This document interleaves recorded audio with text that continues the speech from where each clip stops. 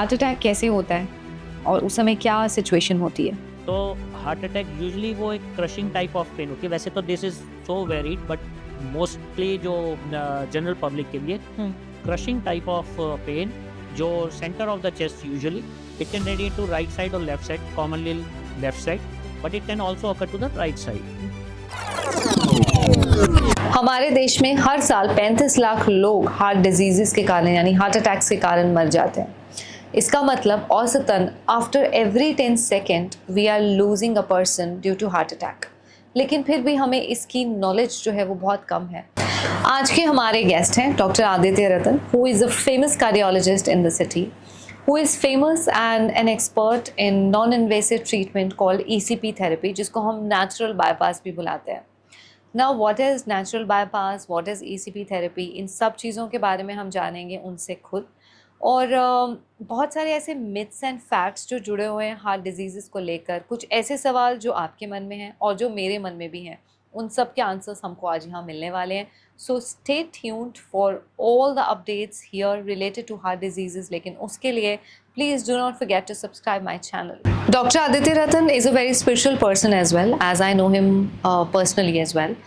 And last but not the least, he is the author of this bestseller, Install Antivirus in Your Hardware.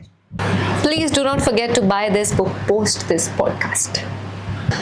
Thank you, sir. I'm really honored to have you today. My pleasure. पहला सवाल sir, and most sensational one is कि heart attack कैसे होता है और उस समय क्या सिचुएशन होती है? Okay, so it consists of two portions. One is how is developing. Okay. So the process of जो हार्ट अटैक है इसके अंदर जो बिल्डिंग अप ऑफ आर्टरीज जब नैरो होंगी, ब्लड सर्कुलेशन जब हार्ट में कम जा रहा है, हार्ट को भी ब्लड की सप्लाई की ज़रूरत है। Heart itself is an organ, तो उसको भी ब्लड सप्लाई, जब उसकी अपनी सप्लाई में कोई प्रॉब्लम आने लगती है, और वो क्यों आती है? Because of blockages. So the process of blockages धीरे धीरे स्टार्ट हो जाता है। और फिर हमारे लाइफस्टाइल पे हम कैसे कर रहे हैं, कुछ फैक्टर्स जैसे जेनेटिक, हमारा स्मोकिंग का या डायबिटीज़ का इंसिडेंस या ब्लड प्रेशर का, तो all these factors contribute and slowly वो जो ब्लड सप्लाई धीरे धीरे कम होती रहती है। Now this stage is also angina, जिसमें चेस्ट हार्ट को अपनी सप्लाई कम मिल रही है।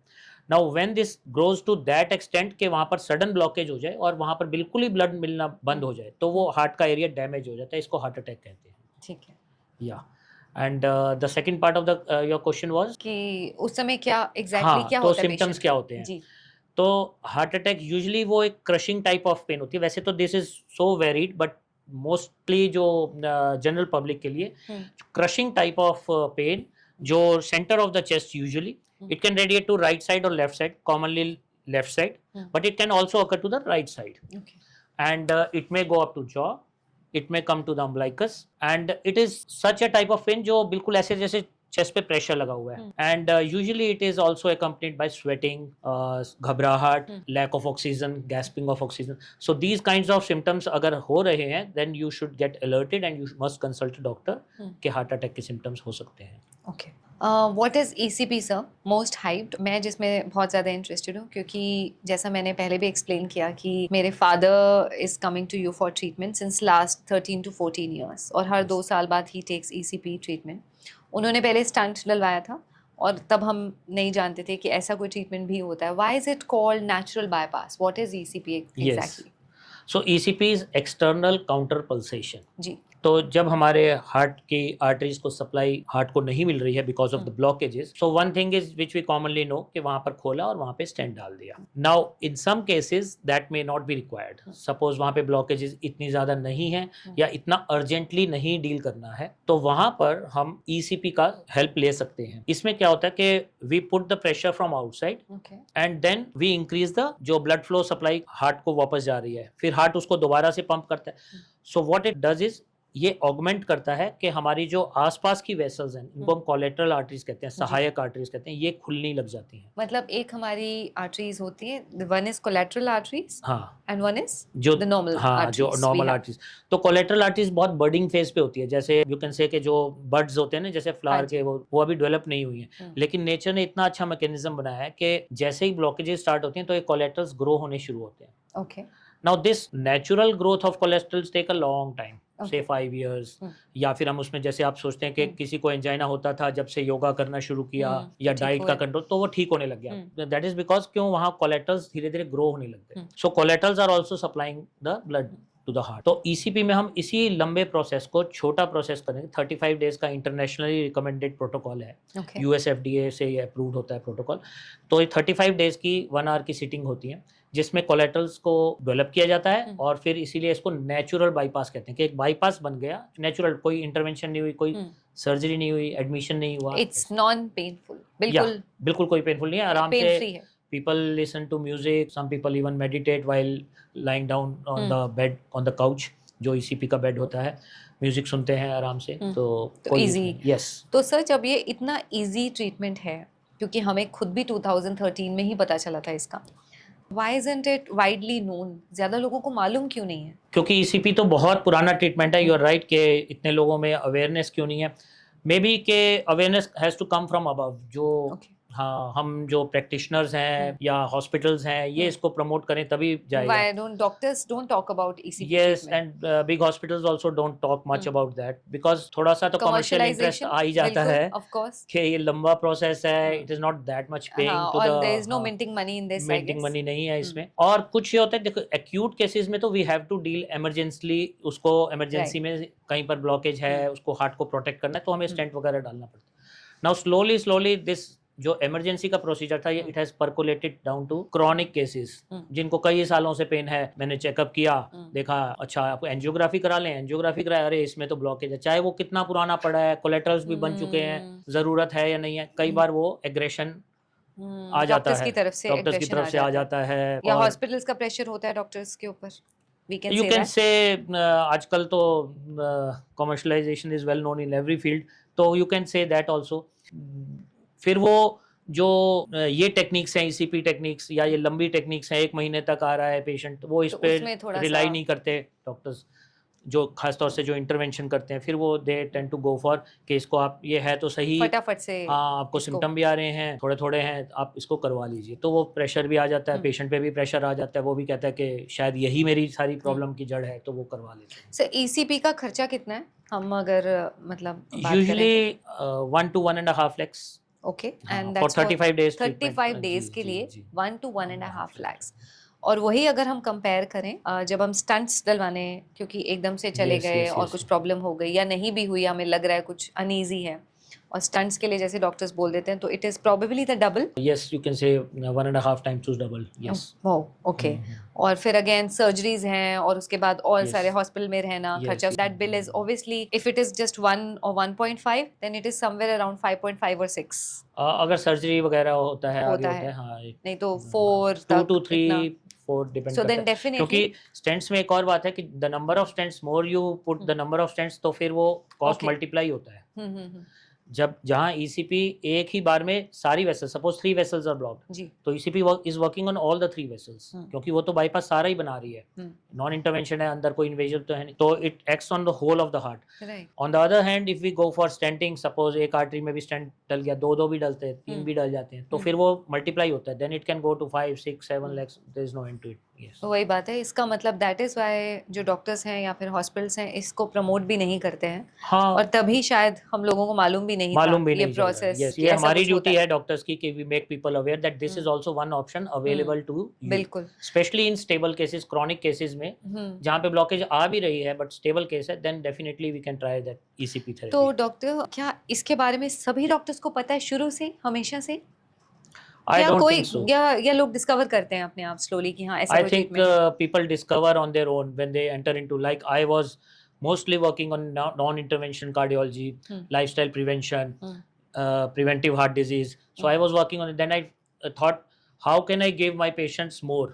After medicines, if I am not willing to give, or patients are not willing to accept that stent and bypass, how can I give a better quality of life? So for quality of life, this is a very, very good treatment. बिल्कुल। Sir, blockage जो है वो sudden नहीं होती, या years लगते हैं, या सडन होती है?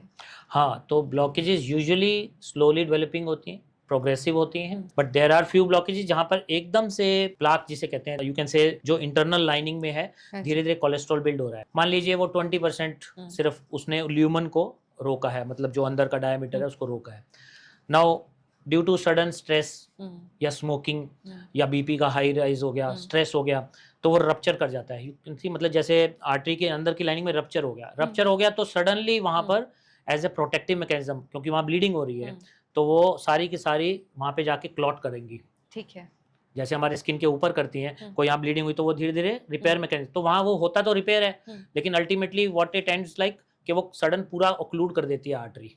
नेचर को पता नहीं कहाँ रुकना है उस टाइम पे, तो वो सडन हार्ट अटैक होगा। Usually it starts as slowly, जैसे हम एजिंग में देखते हैं ना कि 10 साल से हो रहा है, मतलब ब्लॉकेज जो है वो सालों, यानी 10 साल भी लग जाते हैं, 15 साल भी लग जाते हैं, and then only it shows in the scans. Yes starts having symptoms. Okay. जब पेशेंट रिपोर्ट करता है तो हम जैसे देखते हैं ना, एंजियोग्राफी कराया, अरे आपकी तो 80-90% है, कब से है सिम्टम?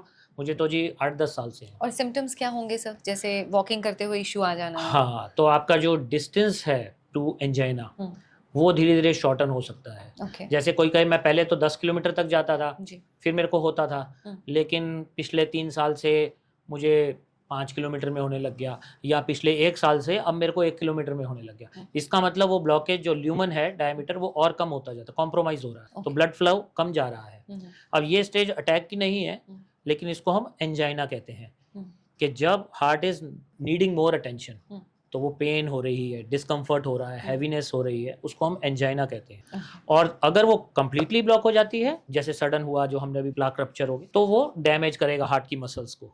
आगे सप्लाई खत्म ही हो गई तो वहाँ मसल्स डैमेज होनी शुरू हो जाएंगी, उसको हम हार्ट अटैक का नाम दे देंगे। Okay.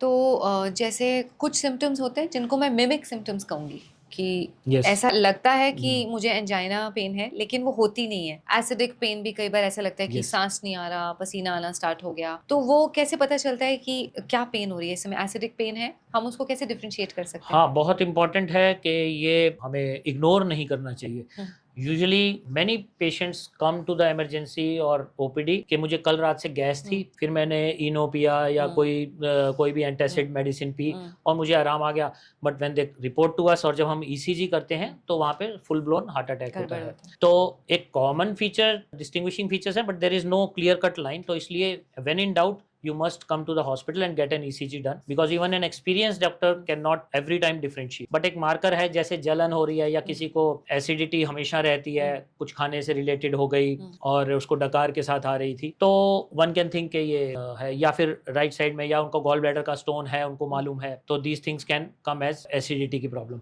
But most of the time कि डेंजरस भी हार्ट का है, तो we must go for the ECG. ECG तो एटलीस्ट होनी ही चाहिए उस एपिसोड के दौरान, तो वो बहुत इंपॉर्टेंट है। ECG sir, what is ECG? क्योंकि कई बार जैसे सही आई है एकदम से, लगता है कि सब कुछ तो ठीक है। Yes, very important question. ECG जो हमारा एक हार्ट का रिदम और जो इम्पल्सिस को रिकॉर्ड करने की 12 लीड ECG होती है, चेस्ट पे लगाते हैं, हाथ पे लगाते हैं, आपने देखा होगा, तो वो एक उस टाइम पर जो हार्ट की एक्टिविटी है उसको रिकॉर्ड कर रही है, but around 50% of the time even ECG can miss that, so ये कॉमनली मिस हो सकता है। तो एक डॉक्टर 3 चीजों का ध्यान रखता है, clinical symptom, then he doesn't rely completely on clinical symptoms, he sees ECG, and even then in doubt तो वो फिर एक और टेस्ट होता है, कार्डियक एंजाइम टेस्ट, जो सर्टेन पीरियड के बाद कराया जाता है, 4 या 6 घंटे के बाद, तो वो कार्डियक एंजाइम टेस्ट करता है। और अगर पॉसिबल है तो बेड साइड इकोकार्डियोग्राफी होती है।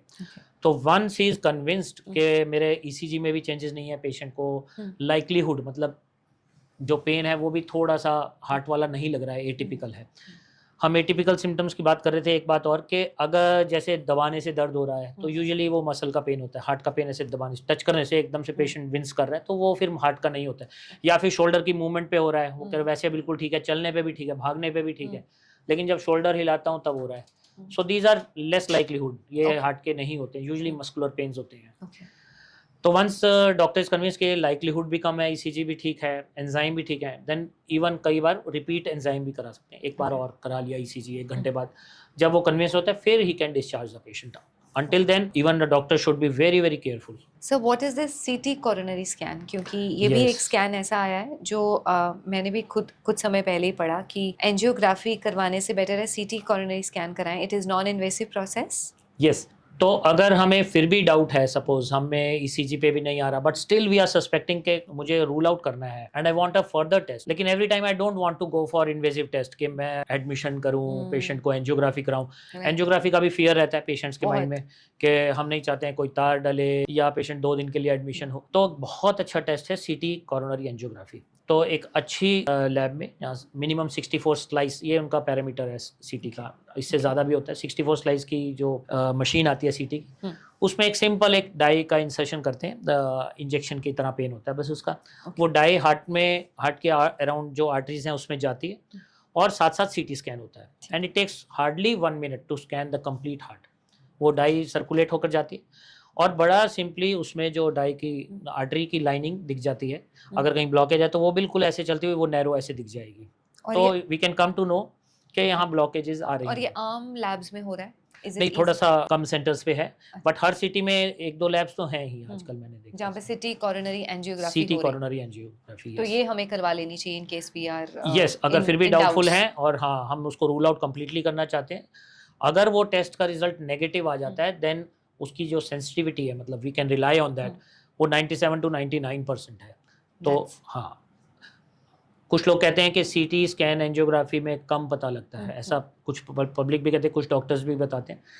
तो अगर समझ लीजिए उसमें ब्लॉकेजेस आ रहे हैं 50-60%, क्योंकि उसमें सेक्शन काटे जाते हैं सीटी स्कैन में, तो देयर में भी ए स्लाइट एरर, तब हमारे को वी कैन रीचेक अगर हम डाउट में हैं। लेकिन अगर नॉर्मल आ रही है तो फिर तो वी आर क्वाइट सेटिस्फाइड कि ये नहीं है, हार्ट का पेन नहीं है। Yes, yes, we can. तो इसके बारे में भी डॉक्टर्स जनरली बात नहीं करते हैं sir? I have never heard about this. Again availability अब ना सीटी एंजियोग्राफी से ज़्यादा which should have been more, क्योंकि आपके पास जो टेस्ट इजी है वो ज़्यादा होने चाहिए सिटी में। अब हमारे शहर में ही सीटी एंजियोग्राफी समझ लीजिए 5 सेंटर पे होता है, लेकिन एंजियोग्राफी 15 सेंटर पे होता है। बिल्कुल। और मुझे लगता है हर बच्चे को एंजियोग्राफी के बारे में पता है, लेकिन सिटी कोरोनरी स्कैन के बारे में नहीं पता है। हाँ, अभी लोगों को कम पता है, people are getting aware of that slowly and slowly.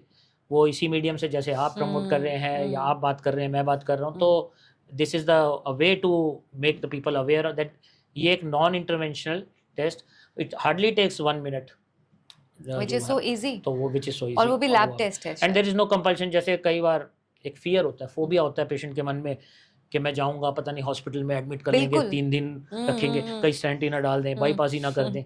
तो सीटी एंजियोग्राफी का एक बहुत बड़ा एडवांटेज है कि it's a non invasive test, और ये यूजुअली एक डायग्नोस्टिक सेंटर में होता है, हॉस्पिटलाइजेशन तो होती नहीं है। So there is no pressure on you के अब आप तो ये करना ही पड़ेगा कि हॉस्पिटल जा रहे हैं तो फंस गए, यूजुअली सुनने में आता है। तो और रिपोर्ट भी आपको यूजुअली शाम को या अगले दिन मिलनी है, you can simply walk out and report लेने जा सकते हैं। देन यू कैन प्लान कि अच्छा आ रही है ब्लॉकेज, अब मैं किसको दिखाऊं। बिल्कुल, you can take multiple opinions कि मुझे क्या करना चाहिए, आपके ऊपर कोई वो टाइम बाउंड कंपल्शन नहीं रहता है। तो that is a very big advantage of सीटी। क्योंकि ये टाइम बॉम्ब से मुझे याद आया कि when my father in law got admitted in hospital in 2006, तो तब हमें डॉक्टर्स ने ये कहा कि he is sitting on a time bomb. Angiography उनका हो गया था, एंजियोग्राफी, और उसी समय उन्होंने कहा कि एंजियोप्लास्टी भी हम कर देंगे, क्योंकि विद इन 1 डे, क्योंकि अगर नहीं होगा तो ही sitting on a time bomb, बाकी you decide 90% of the artery is blocked and the major artery is blocked, अब आपके ऊपर है। अब जब इस तरीके की चीज़ें हम सुनते हैं तो इमीडिएटली लगता है कि कुछ भी कर दो, please save my patient, save the family member. उस समय तो यही दिमाग में आता है। बट अगर हमें सही गाइडेंस हो, पता हो कि ये टेस्ट करवा लें, अगर हम पहले थोड़ा सा प्रॉब्लम हुआ टेस्ट करवा लिया, या फिर किसी डॉक्टर ने गाइड कर दिया कि एंजियोग्राफी हो गई है, अभी एंजियोप्लास्टी की ज़रूरत नहीं है, we can take some time. तो ये जो एकदम से टाइम बॉम्ब वाली सिचुएशन आती है डॉक्टर, ये सच में होती है या फिर सिर्फ डॉक्टर्स का क्रिएटेड वो है? नहीं, कुछ केसेस में सच में भी होती है। एक्यूट हो गया, हार्ट अटैक हो रहा है, सिम्टम्स आ रहे हैं और पेशेंट अनस्टेबल होता जा रहा है, तब तो ये ज़रूरी है। But I think doctor should be very very careful about his terminology. जैसे टाइम बॉम्ब, ये टर्मिनोलॉजी कहीं मेडिकल टेक्स्ट बुक में ऐसा तो है नहीं, तो बहुत स्पेसिफिकली उसको पेशेंट को या उसकी फैमिली को गाइड करना चाहिए। अगर हमारे पास इतना टाइम, जैसे मैंने बताया क्रॉनिक एंजाइना है, तो वी कैन टेक टाइम। जो चीज़ 5-7 साल से चल रही है वो 2 दिन और भी चल सकती है, we can give them the time, तब तक हम मेडिकल मैनेजमेंट पे रख सकते हैं। यूजुअली आजकल थोड़ा सा जल्दी एग्रेशन है, थोड़ा कमर्शलाइजेशन है कि जल्दी, हाँ, तो वो फिर एग्रेशन में पैशनेट होकर, ओवर एंथुजियास्टिक होकर इंटरवेंशंस का प्रोसेस थोड़ा सा बहुत जल्दी से ज़्यादा कर देते हैं। इंसिडेंस मिल रहा है, विच आई थिंक काफ़ी केसेस में it can be done with the patient approach मतलब slow approach with patience. Okay, what is cholesterol sir and what is triglycerides, इनमें क्या डिफरेंस है? यस, सो फैट्स लिपिड्स जो ज़्यादातर लोगों को पता है, फैट्स तो पता ही है ज़्यादातर लोगों को। तो इसका जो लिपिड प्रोफाइल एक टेस्ट होता है, इसमें यू कैन से 4-5 टाइप्स का लेवल्स आते हैं, जिसमें एक टोटल कोलेस्ट्रॉल आता है, फिर एक ट्राइग्लिसराइड्स एक बड़ा इंपॉर्टेंट होता है, और फिर इसी के टोटल कोलेस्ट्रॉल के यू कैन से कॉन्स्टिट्यूएंट्स हैं, high density cholesterol, low density cholesterol. Now out of this, अब क्योंकि वी आर मेंशनिंग दैट, तो हाई डेंसिटी कोलेस्ट्रॉल जो होता है ये गुड कोलेस्ट्रॉल होता है, जो काफ़ी लोग HDL is a good cholesterol. और जो LDL कोलेस्ट्रॉल होता है ये बैड कोलेस्ट्रॉल होता है, इसको हमें लेवल नीचे रखना चाहिए। सो लिपिड प्रोफाइल में cholesterol, triglycerides, HDL cholesterol, LDL cholesterol, ये लिपिड, ये दीज आर फैट्स। जी, triglyceride is fat. Okay, one kind of fat. Yes, सबसे पहले जब भी कोई टेस्ट रिपोर्ट्स लेता है, जो हार्ट पेशेंट होता है वो ये चेक करता है मेरे ट्राइग्लिसराइड्स कितने हैं। ट्राइग्लिसराइड्स, तो उसका कम होना, यानी उसका कितना रेंज में होना इम्पोर्टेंट है? वैसे तो जो रिकमेंडेड है वो 150 तक लेवल होता है, up to 200 also it can be managed with diet, okay, और इवन स्लाइटली मोर देन 210 तक होगा। And if it is around 250 के बाद फिर one should try to bring it down with medicines. Up to 250 you can say कि आपको lifestyle से with proper dietary precaution, lifestyle का एटीट्यूड अपना के हम इसको कम कर सकते हैं ट्राइग्लिसराइड्स को। यस, और कितनी देर में, जैसे अगर 2 मंथ्स कोई पेशेंट जो है वो मेडिसिन खाता है, तो कितनी देर में, 2 मंथ्स में, 3 मंथ्स में कम हो जाते हैं triglycerides? That is also very important question, क्योंकि एक रेजिस्टेंस सबसे ज़्यादा जो क्लिनिकल प्रैक्टिस में आती है, लोग कोलेस्ट्रॉल की दवाई लिखने के बाद भी शुरू नहीं करते हैं कि ये मेरे को लग जाएगी, उनको लगता है ये कम आ गया अब ये बाउंस होता रहेगा। ऐसा नहीं है, it is just a medicine जिसको हमने सिर्फ we have to bring it down ताकि ये सेफ लेवल पे रहे। तो महीना या 2 महीना देकर it comes down to very low levels, then you can maintain with lifestyle. उसके बाद मेडिसिन की कोई नेसेसिटी नहीं है, unless other things are also there, कोई और चीजें हैं तो। बट अगर सिर्फ आइसोलेटेड कोलेस्ट्रॉल या ट्राइग्लिसराइड हाई है तो हम उसके लिए सिर्फ 4 to 8 वीक्स का मेडिसिन देके then we can keep on checking. Okay, अभी आपकी बात से ना मैंने एक बहुत अच्छा आर्टिकल पढ़ा था सुबह, किसी डॉक्टर ने ही लिखा हुआ था कि people come to the clinic and ask, कि वो बताते हैं अपना लाइफस्टाइल की मैं कोक भी पीता हूँ, मैं शुगर भी खाता हूँ, और मैं ये फूड भी खाता हूँ जो पैकेट में है, ये सब तो मैं ले रहा हूँ। वो जब अपनी डाइट बता रहा है डॉक्टर को, और जैसे ही doctor writes a prescription, then he ask immediately with such a serious face कि ये मुझे लग तो नहीं जाएगी ना, and I just hope it doesn't have side effects. तो then the doctor is laughing, और उन्होंने वो आर्टिकल पब्लिश किया था कि, and I was really amazed कि वो इतनी सारी चीज़ें जब हम गलत कर रहे हैं, उनकी प्रॉब्लम नहीं है, लेकिन problem is that little medicine कि वो मुझे लग ना जाए उसकी। तो जब हम इतने इंसाइटफुल हैं अपने बारे में, then why not insightful about eating? बिल्कुल, तो वो एक इम्पॉर्टेंट बात है कि we should always take care of our खाना पीना। So what are the major reasons of heart attack? Okay, so here we are talking about major reasons of heart disease as such। हाँ, blockages। तो कुछ factors होते हैं जो modifiable factors होते हैं, कुछ होते हैं नॉन मॉडिफाइबल फैक्टर्स। तो जो मॉडिफाइबल फैक्टर्स होते हैं ये these are related to our diet, our lifestyle, smoking habit, drinking habit, stress. तो ये जो फैक्टर्स है मॉडिफाइबल है। अब कई बार ऐसा देखने में आता है कि फला बंदा तो योगा भी करता है, even for doctors it can happen to doctors, smoking भी नहीं करता, डाइट का भी बड़ा परहेज करता है, लीन थिन है। मैंने मैराथनर्स को भी देखा है हार्ट अटैक होते हुए। सब आजकल तो काफ़ी इंसिडेंसेस वो कैमरा से रिकॉर्डेड आ जाते हैं। हाँ जी। इन केसेस में ज़्यादातर non modifiable factor, genetic factors usually काम करते हैं। या फिर sudden stress, sudden rupture of थोड़ा बहुत जो प्लाक बना हुआ है, उसको तो हम हेल्प नहीं कर सकते जेनेटिक फैक्टर को। ऑफ कोर्स लाइफस्टाइल से हम उसको बहुत हद तक कंट्रोल कर सकते हैं। तो हमारा आइडिया बैड एग्जांपल्स को देखते हुए, ये नहीं कि किसी को भी हो सकता है चलो हम तो जो मर्जी करें, हमारा आइडिया गुड एग्जांपल्स को देखते हुए अपनी लाइफ को कंट्रोल करने का है। तो मॉडिफाइबल फैक्टर्स पे वी हैव टू वर्क। हमारा शुगर लेवल्स कंट्रोल में, हमारे लिपिड लेवल्स कंट्रोल में, हमारा body mass index BMI control में, वेस्ट जो है कंट्रोल में है, एब्डोमिनल ओबेसिटी बहुत ज़्यादा एक रिस्क फैक्टर्स है, लिपिड प्रोफाइल जो हमने अभी बात की ये कंट्रोल में है, स्मोकिंग नहीं है, अल्कोहल कंट्रोल में है। So all these factor and stress जो है। हाँ, डेली एक्टिविटी और डाइट, एक्टिविटी और डाइट को सबसे टॉप पर रखना चाहिए इन कंट्रोलिंग द अपना डाइट, न्यूट्रिशन प्लस अपना workout. This should be gives you a complete balance. तो अभी जैसे आपने कहा सर कि definitely we have good examples and bad examples also. जैसे आपने कहा लीन एंड थिन भी होते हैं लोग और फिर उनको हो जाता है। मैं अभी कुछ सेलिब्रिटीज़ की भी ऐसे ही डेथ हुई है, जैसे सिद्धार्थ शुक्ला का हम एग्जाम्पल देखते हैं, उनको हार्ट अटैक हो गया और ऐसा कि मतलब लाइक ही कुडंट सर्वाइव। तो ऐसे केसेस में क्या, क्योंकि मुझे प्रोटीन का भी किसी ने फिर उसमें क्वेश्चंस पूछे हुए थे लोगों ने कि क्या प्रोटीन इनटेक से हो जाता है heart attack, do it happens? Not with protein intake as such it is not a known factor कि प्रोटीन इंटेक से हार्ट अटैक हो गया। एक बात है कि इंडियंस की जो कोरोनरी एनाटॉमी है ये थोड़ी सी, इनमें हार्ट डिजीज जेनेटिक्स प्रीडिस्पोजिशन के कारण एशियंस और इंडियंस की earlier it attacks more severe, और यंग एज में जो हम देखते हैं ना, तो उसमें जो हमने बात की थी कोलेटरल्स की, वो डेवलप नहीं हुए थे। जो सडन हार्ट अटैक हो गया जिसमें सडनली हो गया, so there is no chance for heart to adapt, उसको आसपास से कहीं से ब्लड, तो वो एकदम से कोलैप्स करता है। That's why we can't revive, या रिवाइव करना मुश्किल होता है। जितना यंग होगा, हमें लगता है यंग होगा तो इम्यूनिटी अच्छी होगी, बट यहाँ पर इम्यूनिटी नहीं काम करती, तो यंग में वो डेवलप होने का टाइम नहीं मिला। As per विज़ an old man जिसको 10 साल से एंजाइना चल रहा है, धीरे धीरे ब्लॉक हो जाए, उसके जो बाईपास मैकेनिज्म है अंदर, नेचुरल बाईपास, वो बनता चला जा रहा है, तो अगर वो सडन ब्लॉक भी होगा तो उसको आसपास से मिल जाएगा। तो इसीलिए हम जो सडन डेथ देखते हैं, जेनेटिक फैक्टर्स उसमें है, स्ट्रेस भी है, और भी एरिथमियाज भी होते हैं, वो भी है, but this is also one factor कि वहाँ पर स्कोप नहीं होता उस टाइम पे रिवाइवल का, because of the collateral arteries are not well developed. And हम जो एशियंस इंडियंस हैं वो वैसे ही प्रीडिस्पोज्ड हैं बैड कोरोनरी आर्टरी और बैड लिपिड प्रोफाइल के लिए। Okay, so it's about genetics भी कह सकते हैं, मतलब there are many other factors, right?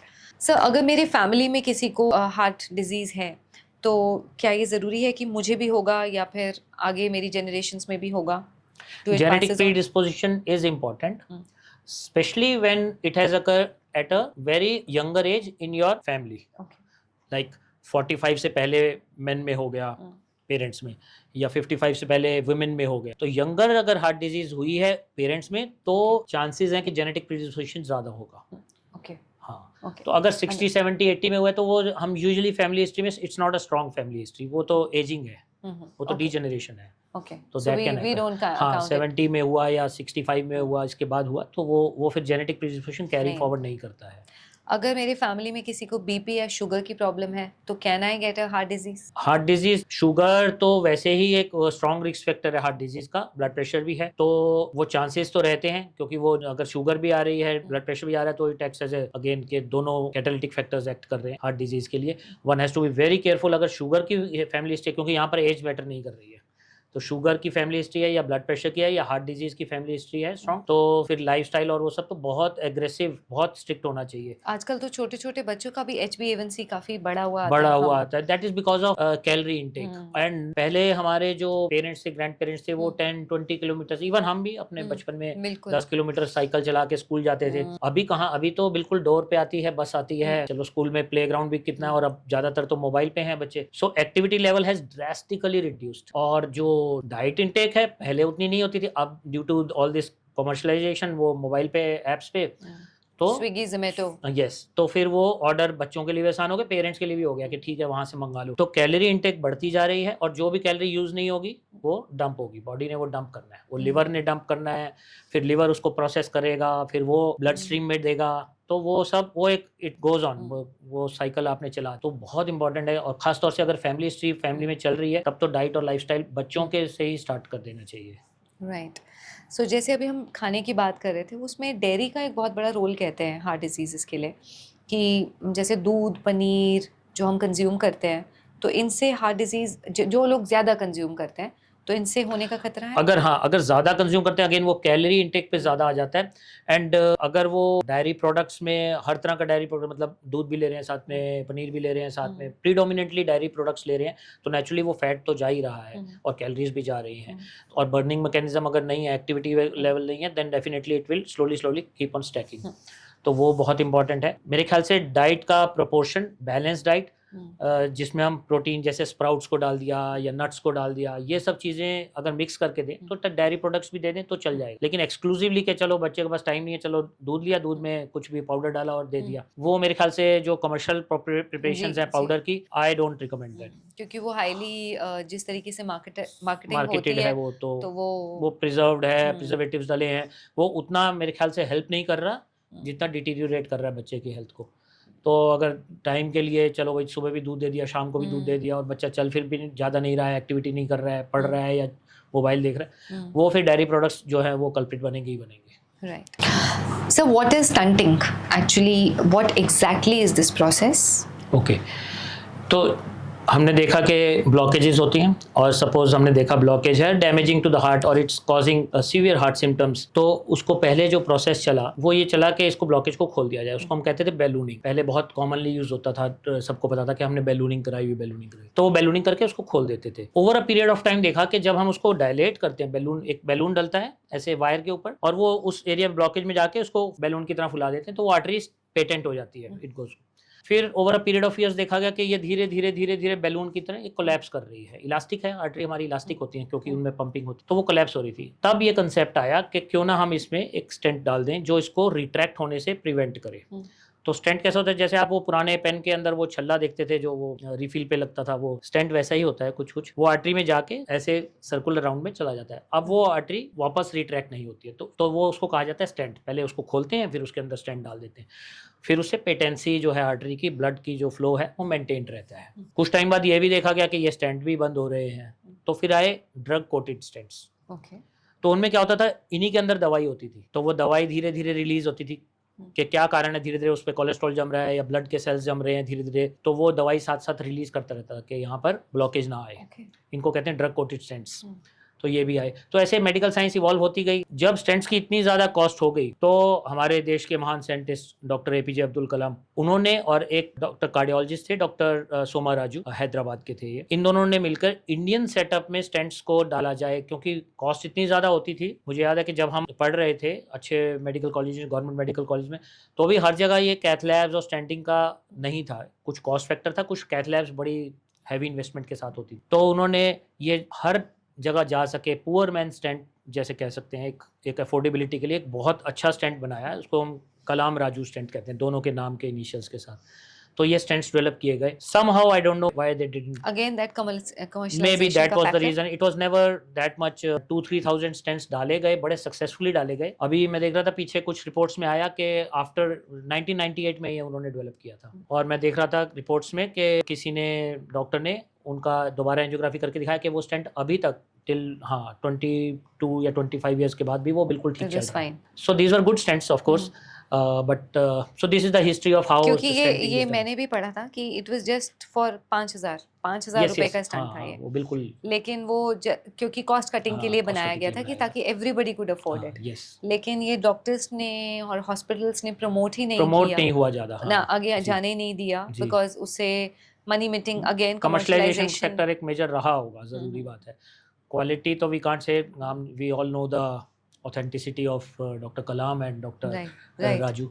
So they must have given the best thing to the for that. बिल्कुल best thing to Indian patients. Then definitely they must have contributed to the best. Right. Okay. तो ये stents के बाद even doctor कलाम ने एक organisation के address में, presidential address में, उन्होंने ये भी बोला था कि I don't know why ECP is not that much promoted. External counter pulsation, इतनी अच्छी टेक्नोलॉजी हमारे देशवासियों के लिए अवेलेबल है, why is it not promoted. तो आई एम फॉरगेटिंग जो एग्जैक्ट एड्रेस कौन से ईयर में उन्होंने दिया था, किस कन्वेंशन में दिया था, but that is a documented long time back, but that is well documented कि उन्होंने अपने प्रेसिडेंशियल एड्रेस में ये ईसीपी के लिए भी कहा था, because he was always of the opinion कि बेस्ट थिंग कम कॉस्ट पे अगर मिल रही है तो ECP is again therapy that was recommended by doctor Kalam, and that also long time back. मतलब इट्स, मुझे 2013 में पता चली है या फिर जिसको 2007 में पता चली है, उससे भी 15-20 साल पहले इट वाज 15-20 नहीं, बट हाँ अराउंड दैट 2003-4 में शायद उन्होंने, इट वाज बीइंग मतलब practised since then, it's practice में तो हाँ, यस यू कैन से 15-20 साल पहले। So now if I come to कि जैसे हार्ट में होल होता है कई लोगों के, और मेरे फैमिली में भी हैं किसी के, तो do that person survives for long? ऐसा कहा जाता था जब हम छोटे थे कि अरे इनके दिल में छेद है तो पता नहीं इनकी लाइफ जो है एक्सपेक्टेंसी वो ज़्यादा नहीं रहेगी, बट मैं ऐसा नहीं देख नहीं रही हूँ अपने आसपास। सो इज इट, हार्ट में होल भी कई तरह के होते हैं, वो आपके एट्रिया होता है हमारे हार्ट में, वेंट्रिकल होता है, तो कौन सा होल है, कितना बड़ा है, इन सब पे बहुत डिपेंड करता है। और वो एक सिंपल टेस्ट इकोकार्डियोग्राफी होता है, जैसे अल्ट्रासाउंड होता है हार्ट का, ऐसे इको मतलब उसको कहते हैं इकोकार्डियोग्राफी। तो उसमें कलर फ्लो से साइज, डायमेंशन, कहाँ लोकेटेड है, इन सब चीज़ों पे डिपेंड करता है, कितना ब्लड फ्लो उसमें से जा रहा है। और अगर बड़ा भी है तो आजकल बड़ी जल्दी डायग्नोज हो जाता है, साइंस की टेक्नोलॉजी ऐसे जल्दी इन्वेस्टिगेशन से पता। तो बहुत सिंपल मेथड्स हैं छोटी सी सर्जरी है जिससे वो बंद करा जा सकता है, वहाँ एक अम्ब्रेला लग जाता है, पैच लग जाता है, तो वो बंद हो जाता है। इसीलिए अब हम इतना नहीं सुनते हैं कि हार्ट में होल, एडल्ट्स में नहीं सुनते हैं। बच्चों में जब कभी होता है तो वो तो वो जल्दी पहले टैकल हो ही जाता है, उसको- टैकल हो जाता है। और कुछ ऐसे भी होल्स हैं जो धीरे धीरे एज की ग्रोथ के साथ, बच्चे की ग्रोथ के साथ वो अपने आप ही बंद हो जाते हैं। ओके, दैट्स सेफ, मतलब यस वैसा यस कोई- यस। अच्छा सर, वन मोर थिंग, कुछ क्योंकि हार्ट डिजीज इतने कॉमन हैं, तो ये कुछ ऐसे ऐसे सवाल मेरे अंदर इरप्ट हो रहे हैं। किसी ने मुझे बताया था कि उनकी जो हार्ट की वर्किंग है, इट इज़ नाउ मतलब 70% हार्ट इज़ नॉट वर्किंग, और अभी तक उनका उन्होंने कोई स्टंटिंग नहीं करवाई, कुछ भी नहीं किया। तो ऐसे पेशेंट्स 70% वर्किंग बंद हो गई, 75% बंद हो गई, ऐसे पेशेंट्स को क्या करना चाहिए? Can they go for ACP? By 70% और 75% आप ब्लॉकेजेस की बात कर रहे हैं या एक इजेक्शन फ्रैक्शन होता है जो ज़्यादातर लोग, ये हम इको की बात कर रहे थे। इकोकार्डियोग्राफी में एक हार्ट का पंपिंग होता है, परसेंटेज में आता है जो, तो उसकी रेंज होती है 55 टू 75% नॉर्मली। जैसे हमने एक एडल्ट हेल्दी का देखा 65 टू 70% उसका काम, इसका मतलब है कि वो 70% पंप टूवर्ड्स 100% कैपेसिटी। 100% तो होता नहीं है। हाँ जी। तो जब हम पेशेंट को, बहुत हेल्दी पेशेंट को बताएंगे आपका हार्ट 70% इजेक्शन फ्रैक्शन है, तो वो सोचता है मेरा हार्ट सिर्फ 70% काम कर रहा है। अच्छा। तो ये एक मिथ कैरी हो जाता है, तो उनको Right. बताना पड़ता है भाई 70% इज एब्सोल्युटली नॉर्मल। ओके। हाँ, 55 से नीचे जा रहा है, 50-40% हार्ट काम कर रहा है, जिसको पंपिंग कहते हैं। हम उसके 2-3 नाम देख लेते हैं। इजेक्शन फ्रैक्शन कहते हैं, हार्ट की पंपिंग कहते हैं। वो अक्सर लोग पूछते हैं सर मेरी पंपिंग कितनी है, तो वो 60% है या 65 है या 70, वो बिल्कुल नॉर्मल है, वही नॉर्मल रेंज है।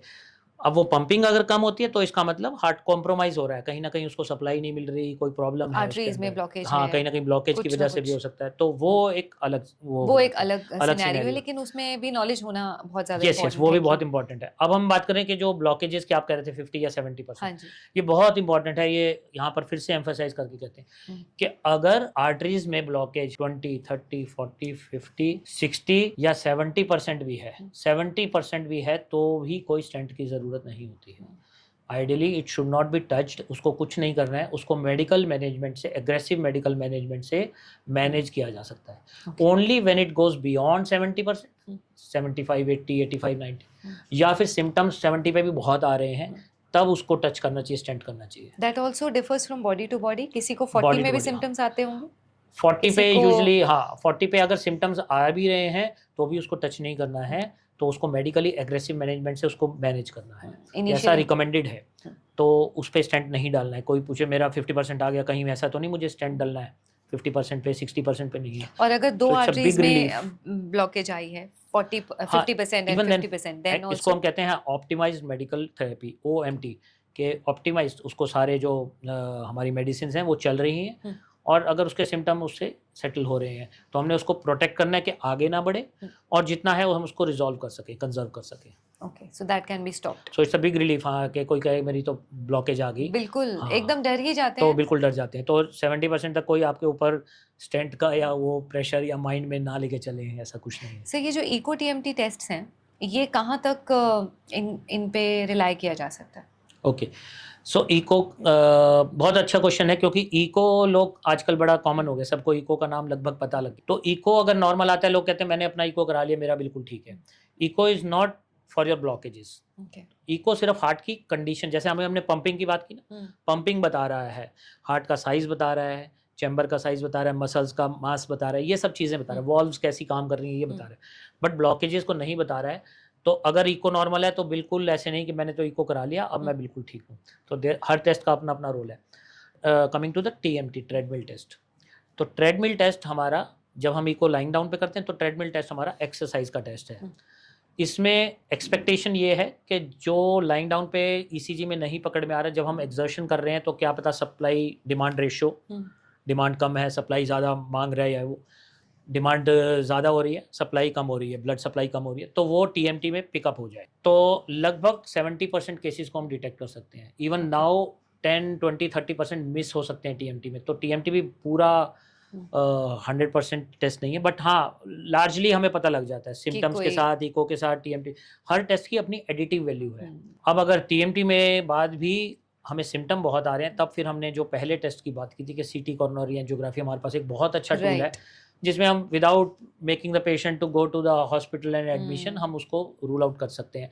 वो डॉक्टर की फिर प्रेरोगेटिव आ जाता है कि मुझे इस पेशेंट को TMT से मैं सेटिस्फाइड हूँ या नहीं हूँ। So that's So that's the process. Okay. So what is the CPR for heart problem? अगर किसी को हो जाए घर में और लग रहा है कि हाँ ऐसा कुछ कंजेशन हो रही है, Yes. तो उस समय हम कैसे CPR दे सकते हैं? तो CPR की टेक्निक हर आदमी को सीखनी ही चाहिए. Cardio pulmonary resuscitation. अगर somebody has suddenly dropped down, pulse नहीं आ रही है या हार्ट की condition, we know that he is a heart patient और ये सडनली कोलैप्स कर गया है, तो इसमें हम 3 चीज़ों का ध्यान देते हैं. Airway, Okay. हमारा एयरवे जो है वो स्ट्रेट है कि नहीं, या एक्सीडेंट पेशेंट में रिवाइव करना है हमें. Okay. फिर breathing, whether the patient is breathing, उसका ब्रीदिंग हो रही है, वो स्पॉन्टेनियस ब्रीथ कर रहा है कि नहीं. और सर्कुलेशन, सर्कुलेशन इज के हार्ट का हमें वो देखने के हार्ट की बीटिंग से उसकी सर्कुलेशन हो रही है. तो ABC, airway, breathing and circulation. तो एयरवे से हम स्टार्ट करते हैं. तो एयरवे जो एक कॉमाटोज पेशेंट है या जो who has lost his consciousness, उसका एयरवे ऐसे हो सकता है, बंद हो सकता है ये, क्योंकि यहाँ पर ये तो किंक ना आए नेक में. तो first of all we have to stabilise the airway, जिसमें हम यहाँ से चिन को ऊपर करके और नेक को पीछे एक्सटेंड करते हैं. तो ये क्या होता है कि एक स्ट्रेट ट्यूब बन जाती है, ट्रैकिया से स्ट्रेट ट्यूब बन जाती है. Okay. तो अगर पेशेंट नहीं भी ब्रीथ कर रहा है तो कम से कम एक उसको स्ट्रेट एयरवे मिल रहा है. It is not obstructed like this और दिस. तो एक तो हमें एयरवे को सिक्योर करना है पहले. ऑफ कोर्स अगर नेक इंजरी या कुछ है तो वो तो फिर जनरल पब्लिक को नहीं करना चाहिए, क्योंकि वो फिर और ट्रॉमा कर सकता है. उसके बाद हम ब्रीदिंग देखते हैं, और अगर ब्रीदिंग रिस्पॉन्सिव नहीं है या सर्कुलेशन नहीं है, तब हम CPR, जो मैनुअल CPR जिसको हम कंप्रेशन वाला देखते हैं, वो करना चाहिए. नाउ कंप्रेशन बहुत इंपॉर्टेंट है. तो उसमें दोनों हाथों का इस तरह से, दोनों हाथों को ऐसे एक फिंगर्स को रैप करके, Right. एंड देन ये जो हमारा ये हिस्सा है, ये लोअर एंड ऑफ द जो हमारा चेस्ट बोन है, ये जो यहाँ पर फील होती है, जहाँ से हमारा पेट शुरू होता है, और लोअर एंड यहाँ पर रखकर और ये ऐसे करके. सबसे इंपॉर्टेंट है कि हमारा हाथ जो है वो सीधा रहना चाहिए. Okay. ये ऐसे नहीं होना चाहिए. सो इट ठीक है. Should be straight. Okay. और जो कंप्रेशन है वो ऐसे होगा. Right. ठीक है. उस- तो उस इट इज समय अराउंड 2 इंचेस तक जाना चाहिए. 1 to Okay. 2 इंचेस, यानी 3 to 5 सेंटीमीटर. Okay. तो वो नीचे जाना चाहिए. बहुत ज़्यादा एग्रेसिव नहीं करना है, नहीं तो यहाँ की बोन्स भी क्रैक करती हैं. But Okay. फिर भी बिल्कुल अनाड़ी के लिए या बिल्कुल कॉमन पब्लिक के लिए अगर वो भी कर दे, that can be managed. But वो So life just saving with जो है this बहुत and then इंपॉर्टेंट है. just, सो यस, ये हाथ Hands should सीधा. be straight. सो पेशेंट को lie down in a flat surface. Okay. ऐसा नहीं कि And then- बीच में दरी आ रही है, या हमने तो ट्रेन में भी किया, वो शताब्दी में आई हैव डन 1 CPR. अच्छा. तो वो कोलैप्स कर गया था ऐसे चेयर में. तो चेयर पे तो करा नहीं जा सकता. तो फर्स्ट ऑफ ऑल आपको उसको एक स्ट्रेट लगाना हुआ. Then on the side you can come, and फिर आप उसका एयरवे सिक्योर करके फिर आप उसको कर सकते हैं. Okay. तो इसमें 2 बातें हैं. प्रेशर का हमने बताया कि it should go how long, technique, and then उसके बाद आपका कंप्रेशन किस फास्ट करना है, कितना फास्ट करना है, ऐसे ऐसे करना है या एक ऐसे हाँ ऐसे जी. करना है. So around a minute 100 to 120, यानी हर सेकंड में 2. अच्छा. इतनी सो fast. दिस Quickly फास्ट, आपको. यस. 120 बीट्स आपको देनी है पर मिनट. तो ऐसा काउंट नहीं करना, बट अंदाजा हो जाता है. और क्योंकि वो ब्रीदिंग नहीं कर रहा है, तो 30 कंप्रेशंस के बाद, इसको हम कंप्रेशन कहते हैं, 30 कंप्रेशंस के बाद आप 2 बार उसको रिससिटेट ब्रीदिंग के लिए कर सकते हैं. Okay. अगर पॉसिबल है माउथ टू माउथ. अगर ब्लड वगैरह है फिर तो आइडियली इट्स वेरी डिफिकल्ट, क्योंकि आजकल ब्लड से भी कंटेजियस. नहीं तो आप रुमाल, हैंकी रखकर या कवर रखकर, ग्लव्स रखकर, मास्क कुछ भी करके, तो माउथ टू माउथ 2 बार फुल ब्लो करना है, ताकि चेस्ट हो रहा है फुल करके, and then resume Okay. 30 beats के बाद. तो ये जो So है this is ideal the technique है. initial. यस, टेक्निक है कि 100 बीट्स के वो कर दें टिल द हेल्प अराइव्स, या फिर सर्कुलेशन आने लगती है. तो This ये is quite बहुत helpful. इंपॉर्टेंट है. Quite Yes, helpful. yes, yes. Quite beneficial for all of us. And what kind of medicine, sir? कौन-कौन सी दवाइयाँ उस समय हमारे पास होनी चाहिए, हाँ. या हर एक के पास एक छोटी सी किट होनी चाहिए? जिनके हार्ट डिजीज के पेशेंट्स हैं घर में, उनको तो ज़रूर ही रखनी चाहिए. ज़्यादातर तो हार्ट पेशेंट्स को सॉर्बिट्रेट का तो पता ही होता है. सॉर्बिट्रेट 5 मिलीग्राम की एक टैबलेट आती है. तो अगर चेस्ट पेन वाला पेशेंट है घर में और उनको भी एंजाइना का पता है, घर वालों को भी पता है कि ये डिस्कम्फर्ट इनको तभी होता है, तो सॉर्बिट्रेट जो है वो जीभ के नीचे तुरंत रख देनी चाहिए. ठीक है. और 5 या 7 मिनट्स में आराम नहीं आता तो एक और भी रख सकते हैं. इसके बाद 3rd टैबलेट तक तो वेट करना चाहिए, क्योंकि बीपी वगैरह भी थोड़ा ड्रॉप होता है, वो तो नहीं ड्रॉप हो रहा. तो मेडिकल हेल्प ये है first aid while you can arrive at the hospital. तो वो सॉर्बिट्रेट रखी जा सकती है हार्ट पेशेंट्स के लिए. जिनका डायग्नोज अभी पूरा नहीं है और फिर भी उनको लग रहा है कि पेन है, हो सकता है कि ये हो अटैक जैसी लग रही है, we need to rush to the hospital, तो स्टैटिन एक दवाई आती है, एटोरवास्टैटिन या रोजुवास्टैटिन. कॉमनली आप STATIN स्टैटिन डालेंगे तो कई सारे ट्रेड नेम्स आ जाएंगे. एटोरवास्टैटिन और एक रोजुवास्टैटिन भी आती है. तो 40 मिलीग्राम या 80 मिलीग्राम का टैबलेट जो है आप इमीडिएटली ले सकते हैं। बाई चांस आपका डायग्नोसिस नहीं भी ठीक है तो उससे कोई ऐसा हार्म नहीं होगा सडनली वो और अगर है कार्डियक है तो फिर वो बहुत अच्छा प्रोटेक्टिव होगा। और एक डिस्प्रिन की टैबलेट जो नॉर्मली घर में कई बार होती भी है 325 मिलीग्राम की, ideally it should be crushed, जल्दी से हो जाती है, क्रश करके पानी में घोल के इमीडिएटली दे दें। जो क्लॉटिंग का प्रोसेस अंदर चल रहा है, जो हार्ट अटैक को ब्लॉक कर रहा है, जो आर्टरी को ब्लॉक कर रहा है, वो एस्पिरिन जो डिस्प्रिन देने से वहाँ पर रुकना, तुरंत काम करना शुरू कर जाता है। तो डिस्प्रिन जो है, सॉर्बिट्रेट और एटोरवास्टेटिन, ये तीन मेडिसिन जो हैं ये these are really helpful first aid के लिए। घर पे रखी जा सकती हैं, यूज़ भी की जा सकती हैं अगर सिचुएशन डिमांड करे। We'll be mentioning it in the link below also, all these 3 medicines. So lastly, अपने हार्ट फिटनेस के लिए लोगों को क्या करना चाहिए? ओके, जैसे हम बॉडी फिटनेस के लिए कुछ ना कुछ करते रहते हैं यस हमेशा ही, यस। तो हार्ट फिटनेस के लिए क्या करना चाहिए? तो देखो, हार्ट एक ऑर्गन ऐसा है जो, एक कोटेशन थी मैंने अपने सेंटर पे भी लगा रखी है, आई तो वो फॉरवर्डेड थी बट वो इतनी अच्छी कोटेशन है कि हार्ट देखो मस्कुलर पंप है और कैसी नेचर ने चीज़ बनाई है भगवान की उससे कृति से या जैसे भी आप समझ, तो वो continuously right from your birth till the death 80 years 90 years 100 years continuously काम कर रहा है। आपसे कोई परमिशन नहीं ले रहा, आप कितना भी गलत कर रहे हो वो काम कर ही जा रहे। और वो आपसे क्या मांगता है कि आपसे सिर्फ 1 घंटा मांगता है, वो कहता है बाकी 24 घंटे नहीं भी आप कर रहे हो वो तो कर ही रहा है, but he wants only 1 hour, it wants only 1 hour कि आप उसकी फिटनेस का ध्यान दें। वो कहते हैं मेरे को 1 घंटा दे दो, 24 घंटे में आपका काम कर रहा हूँ। तो वो 1 घंटा जो है फिटनेस का वो जरूर देना चाहिए। And that should be foreign walking. Text में, वेस्टर्न टेक्स्ट में कहते हैं 5 days a week, बट मैं कहता हूँ 2 दिन भी छुट्टी क्यों करनी, क्योंकि एक बार जो ब्रेक आ गया वो, हाँ सैटरडे संडे बहुत रिलैक्सड है तो चलो आपने थोड़ा कम कर लिया, बट मेरे ख्याल से रूटीन ब्रेक नहीं करना चाहिए। बॉडी को नहीं पता कि आज सैटरडे संडे है, तो हमने क्रिएट किया ना, तो मैं तो कहता हूँ 7 days a week, बट जो western text 5 And what days a kind week। of workout do you हाँ, suggest for? अब हम कहते हैं कि फिर 5 days a week कर लिया तो कितना करना चाहिए, सो 30 to 45 minutes Okay. Per day. कितने लेवल का करना चाहिए, वो इतने लेवल का कि ब्रिस्क वॉक होनी चाहिए। It should not be very layer walk कि चल रहे हैं बस मैंने 5000 10,000 स्टेप्स कर लिए। Of course it will benefit, लेकिन जो हमें बेनिफिट अच्छा चाहिए एरोबिक एक्सरसाइजेस का। एरोबिक एक्सरसाइजेस में आपकी साइकिलिंग, स्विमिंग भी आती है, रनिंग भी आती है, ब्रिस्क वॉकिंग भी आती है, थोड़ी बहुत जो हम ये लाइफस्टाइल के लिए जो जिम्स वगैरह में करते हैं वो भी आती है, जिसमें आप आउट ऑफ ब्रेथ हो जाएं, माइल्ड आउट ऑफ ब्रेथ हो जाएं, वो लेवल का एक टारगेट जिसमें आप अपना नाम बोलने के लिए भी थोड़ा सा रुक रहे हैं। Okay. तो वो एक टारगेट हो सकता है आपका, या जिसमें आपको सिंगिंग करने में सांस लेना पड़ रहा है, Okay. जो आप तो नॉर्मली वो- सिंग कर, तो वो इसका मतलब आपने एक अच्छा लेवल अचीव कर लिया है। अब अगर आप जिम में हैं तो आप ये सब तो नहीं करेंगे गाना गा के, तो वहाँ तो बड़ा अच्छा होता है, ट्रेडमिल्स पे तो पल्स का वो आता है। तो एक बहुत इंपॉर्टेंट एक अच्छा पैरामीटर है जो सबको पता होना चाहिए, आजकल तो गूगल्स वगैरह पे भी मिल जाता है, कि 220 माइनस योर एज, Okay. ये आपका मैक्सिमम हार्ट रेट, मतलब आपने होना सोचे। चाहिए। हाँ, लेकिन इस पे नहीं, आपको नहीं जाना है। जैसे समझ लीजिए मेरी एज 50 है, तो 220 माइनस एज 170, इसका 85% मेरे को अचीव करना है। Okay. यानी कि 170 का 85%, तो वो लगभग 145 150 आए, 145 के करीब आएगा। तो अगर मैं वॉक कर रहा हूँ, ब्रिस्क वॉक कर रहा हूँ, ट्रेडमिल कर रहा हूँ, तो मेरा 145 जा रहा हूँ, 85% ऑफ दैट टारगेट कंप्लीट, जो टोटल टारगेट है, Okay. तो that is very good for my daily exercise. तो मैं 145 डेली अचीव कर रहा हूँ, I am doing a good job. ये हमारा टारगेट होना चाहिए। Okay. Okay. Wonderful.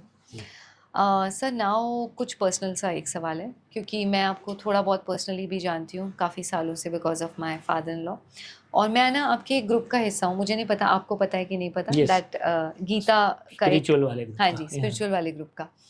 तो क्योंकि मैंने आपके काम में ना एक स्पिरिचुअल साइड भी देखी है, दैट यू आर नॉट, जैसे हम जनरली हार्ट का कोई प्रॉब्लम लेकर किसी कार्डियोलॉजिस्ट के पास जाते हैं तो वो मनी मिंटिंग प्रोसेस लगता है हमें, लेकिन मैं इतने सालों से कनेक्टेड हूँ तो मुझे कोई ऐसी कभी फील नहीं आई है, and that's because of the spiritual side also of yours and satisfaction in life. So can I ask some questions about that, कि वो कहाँ से शुरू हुआ और कितने सालों से आप ये कर रहे हैं, and what exactly do you do in that group, अगर हम थोड़ा ऑडियंस को बताना चाहें। यस, मुझे लगता है जब हम धीरे धीरे रेडी होते हैं ना, तो these things attract Actually. You अपने आप ऑटोमेटिकली। तो प्री कोविड, कोविड से 1-2 साल पहले आई वाज सिटिंग बाय, मतलब हमारे एक डॉक्टर आए थे, डॉक्टर सुरभि, स्किन स्पेशलिस्ट, हमारे मार्केट में आए थे। तो उनसे बातचीत में मुझे पता चला कि उनका एक स्पिरिचुअल ग्रुप ऐसे गीता सत्संग चलता है, जी। तो I got attracted to it. तो मैंने उसको ज्वाइन किया, थोड़ा बहुत उसमें किया, लेकिन वही है कि फुली प्रिपेयर्ड नहीं था, तो शायद बीच में भटकता रहा इधर उधर। Now that was the Covid time जो मेरे को लगता है कि थोड़ी प्रिपरेशन भी हो गई।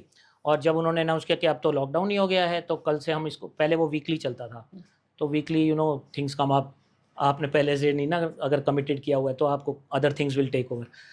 जब वो उन्होंने कहा अब हम डेली करेंगे, तो कोविड टाइम, लॉकडाउन का टाइम तो बहुत अच्छा लगा, तो मैंने उस दिन से ये ठान लिया कि अब मैंने इसको मिस नहीं करना है। So that took around 1 to 1.5 years को वो लॉकडाउन तो चला गया उसके बाद, लेकिन मैंने वो अपना जो ग्रुप है वो नहीं छोड़ा, डेली उसमें वो होता था डिस्कोर्स गीता के बारे में। एंड व्हाई नॉट, क्योंकि ये ना सिर्फ एक स्पिरिचुअल टेक्स्ट बुक है, रिलीजियस है, मेरे को लगता है ये डे टू डे लाइफ की स्ट्रगल्स की, स्ट्रेस की, सब आंसर इसमें। इवन आई वाज सरप्राइज कि इसमें डाइट का भी पूरा बताया हुआ है।